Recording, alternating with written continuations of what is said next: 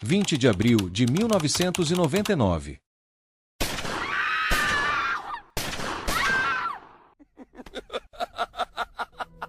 Uma escola comum dos Estados Unidos entrou para a história da pior maneira possível. O que aconteceu na Columbine High School não foi apenas um episódio isolado de violência. Foi um evento que mudou leis, protocolos, a mídia e a forma como o mundo enxerga a juventude, a saúde mental e a violência escolar. Columbine se tornou um nome que atravessou gerações, não pelo que representava antes, mas pelo que passou a simbolizar depois. A Columbine High School ficava em Littleton, no estado do Colorado, uma região considerada tranquila, de classe média, com baixos índices de criminalidade. Externamente, a escola era vista como organizada, moderna e bem estruturada. Internamente, porém, havia algo muito mais comum do que se imaginava: hierarquias sociais rígidas, exclusão, conflitos e sofrimento silencioso. O final dos anos 1990 também era um período marcado por pouca discussão sobre saúde mental juvenil, forte cultura de competitividade social, falta de protocolos claros para sinais de alerta psicológico, uma mídia que começava a transformar tragédias em espetáculo. Columbine não era uma escola diferente. Era, assustadoramente, parecida com milhares de outras.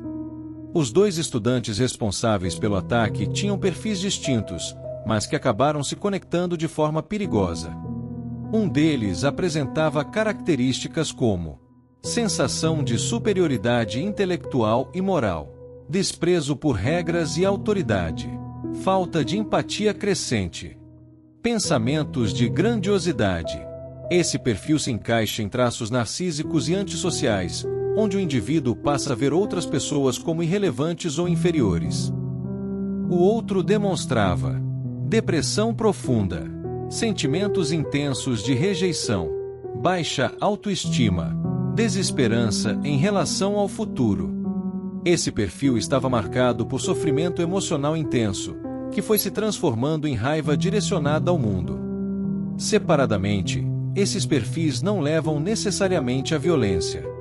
Juntos, criaram uma bolha de reforço emocional, onde ideias distorcidas passaram a parecer lógicas. Importante reforçar: milhões de jovens sofrem bullying, depressão ou exclusão, e não se tornam violentos. Columbine não é uma regra, é uma exceção trágica. As investigações posteriores revelaram que o ataque não foi impulsivo.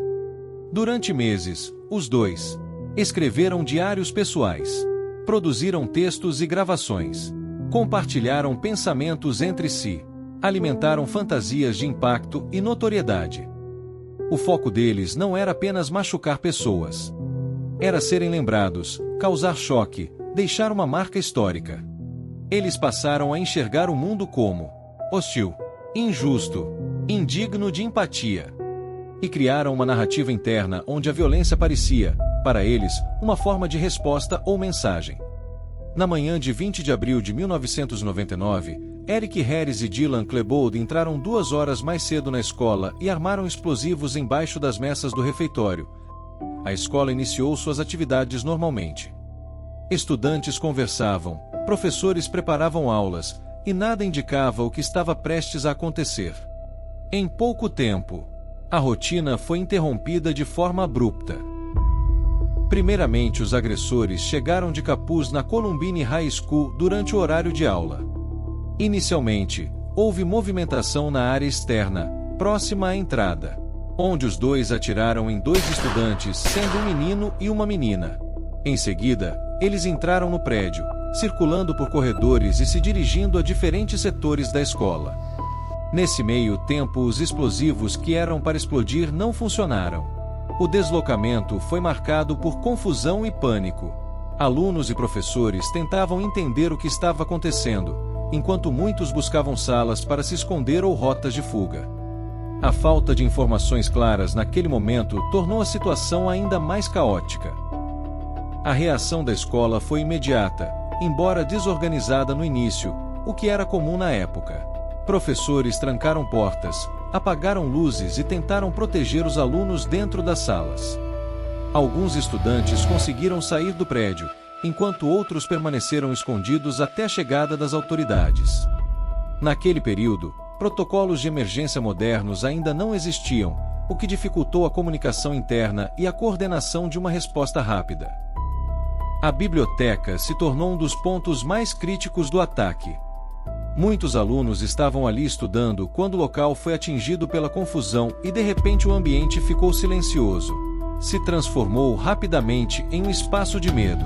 Sobreviventes relataram momentos de desespero, tentativas de se esconder e espera angustiante pelo fim da situação.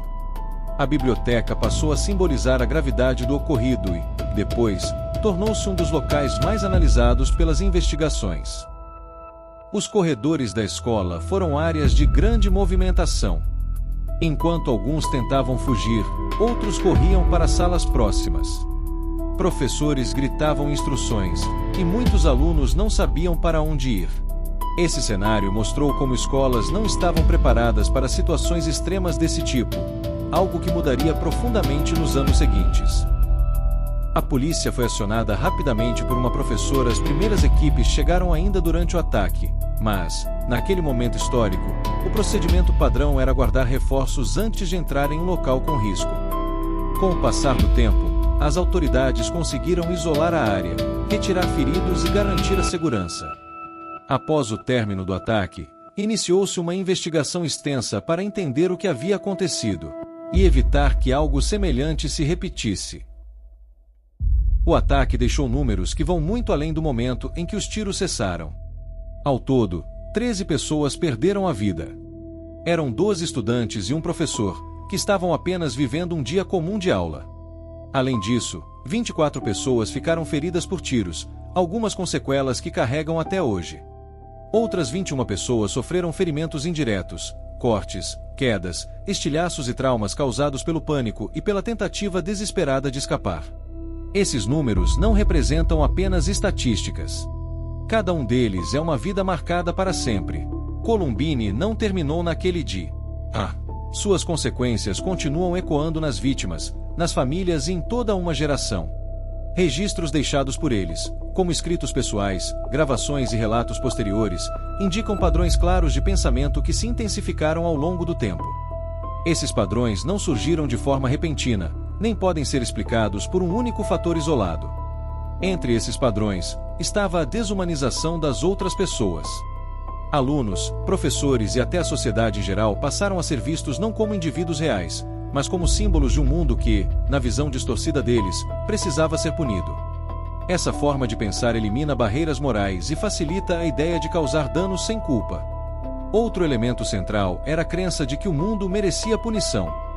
Não se tratava apenas de raiva pontual, mas de uma visão quase ideológica, em que a violência era interpretada como uma resposta justificada a tudo o que consideravam injusto, humilhante ou irreparável. Com o tempo, houve uma ausência progressiva de empatia. O sofrimento alheio deixou de ser reconhecido como real. Isso não significa que nasceram sem empatia, mas que, naquele estágio psicológico extremo, essa capacidade estava profundamente comprometida. Somado a isso, existia uma visão completamente distorcida da realidade. Pensamentos extremos passaram a ser normalizados dentro do próprio grupo, reforçados um pelo outro, criando uma bolha psicológica onde não havia contraponto, correção ou freio emocional. Também estava presente a sensação constante de que não havia retorno, nem futuro possível. Quando um indivíduo passa a acreditar que nada pode melhorar, que nenhuma ajuda funcionará e que o futuro está perdido, o risco de atitudes irreversíveis aumenta drasticamente. Esses pensamentos não surgem do nada. Eles são resultado de processos psicológicos extremos, agravados por isolamento emocional, falta de intervenção adequada, ausência de acompanhamento psicológico eficaz. E, principalmente, reforço mútuo, onde ideias perigosas deixam de ser questionadas e passam a ser validadas. Eles não eram monstros de filme, nem vilões caricatos. E justamente por isso, o caso se torna ainda mais assustado. Columbine nos lembra que ignorar o sofrimento também tem consequências. Antes da violência, houve sinais. Antes da tragédia, houve silêncio. O que ninguém te conta é que tragédias assim não começam com tiros. Começam com silêncio. E se você gostou do vídeo, se inscreve e deixa o like.